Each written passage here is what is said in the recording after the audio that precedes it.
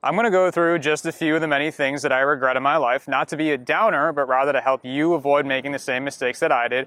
And in the second half, to showcase what I learned from all that I used to prevent regrets from getting the best of me. So the first thing I regret, as I've said many times before, is not taking advantage of the time that I had in high school and college to make more quality friendships. A large part of the reason for that was because I wasn't very socially intelligent back then, but also because I didn't fully appreciate those times for what they were. Because there's such iconic times and such unique experiences in your life that you're never really going to have again. You have sort of this sense of community and you're going through all these things for the first and only time in your life. And it's much harder to replicate that sense of community after you graduate college. And even if you're able to pull it off, it's just not quite the same thing to be able to say that you met somebody while playing intramural frisbee or something, versus being able to say that you literally grew up with somebody or graduated high school with them. So it's a very special and shared experience to have with somebody.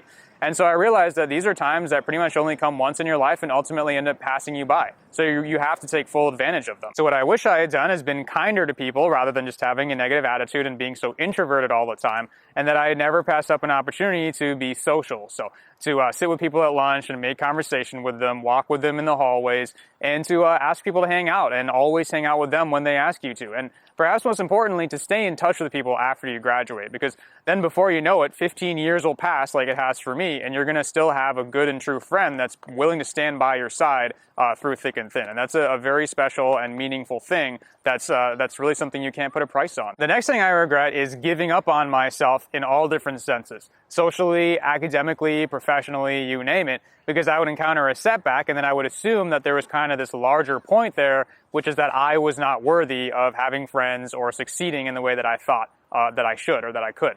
And so I would bring that negative attitude with me, and it ended up turning into a self-fulfilling prophecy, because it obviously wasn't true, but because I'd given up on myself, I didn't really put much effort forth towards certain things, and I ended up missing out on them solely because of that. Whereas if I had believed in myself, then I might have done things differently and tried a little bit harder or worked a little bit smarter and actually succeeded on many of these things that I ended up losing out on. So what you should do, and what I wish I had done as well, is to believe in yourself rather than having a negative attitude or a low sense of self-worth. Not to let your setbacks gang up on you and to assume that there's kind of this vast conspiracy that the universe has against you, and instead understand that these things are mutually exclusive. To keep persisting so long as you have multiple attempts left rather than giving up on the first try, and to pursue alternatives knowing that there's always equally as viable options out there, even if you don't get exactly what you want the first time. And the last item on the list of regrets, at least for this video, is breaking the rules and doing morally reprehensible things when I thought that no one was watching and I could get away with it. And sometimes that's not true, because it does catch up to you in some way, shape, or form. It just takes a little bit of time.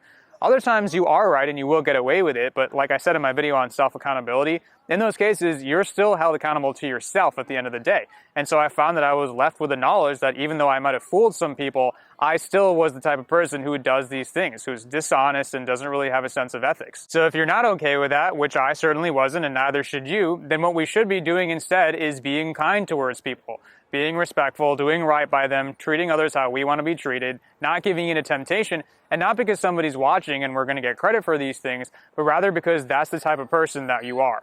You're the type of person who does the right thing even when no one's watching, because it's the right thing to do and not because there's something in it for you. But while it is important to reflect on your regrets and learn whatever you can from them, it's possible to take that too far where you fixate on them and they kind of bring you down. And that's certainly something that I've done.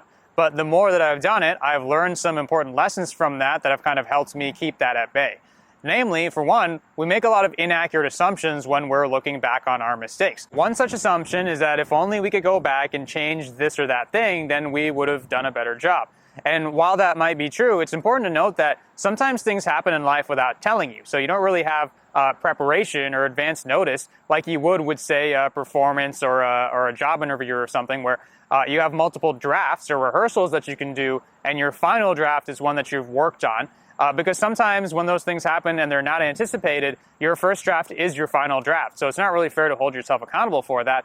And you got to understand that there will always be something that you could have done better. So if you can't draw the line somewhere and be satisfied eventually, then you never will be. Another assumption is that if we were to fix these things, then our lives would be 10 times better and we would just be dramatically happier. But ask yourself if that's really true. Play it out in your own head and see if that's what the outcome really would have been. Because I'd argue that most of the time we're just kind of getting worked up over nothing because it isn't true. So, for example, I like to regret having embarrassed myself in front of the grade in high school numerous times. And I like to think that if I hadn't done that, then I would have had so many more friends and it would have been a much better time.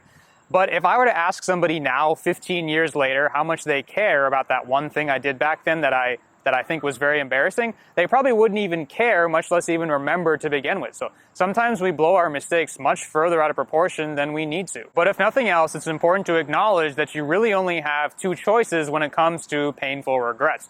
And if you don't acknowledge that, then you might subconsciously end up assuming that you have a third option, such as time travel, and then you'll end up stressing out over the impossible. So when something happens that you feel like you can't move past, either you keep fixating on it, in which case you're just going to be perpetually miserable and it's not going to accomplish anything, or you pick yourself up and you move on and you do what you can to learn from it and make the situation right. So in my case, I still have a lot of life left to live. I still have plenty of opportunities to make friends, to create new memories, to look to the future, and to succeed in those endeavors and those goals that I still have set for myself. And the same holds true for you. So let me know if maybe there are a few things that you also regret in your life and what you've done to move past them, and if my advice helps. And my hope is that it does. So thanks for watching. Let me know if you have any questions, and I'll see you next time.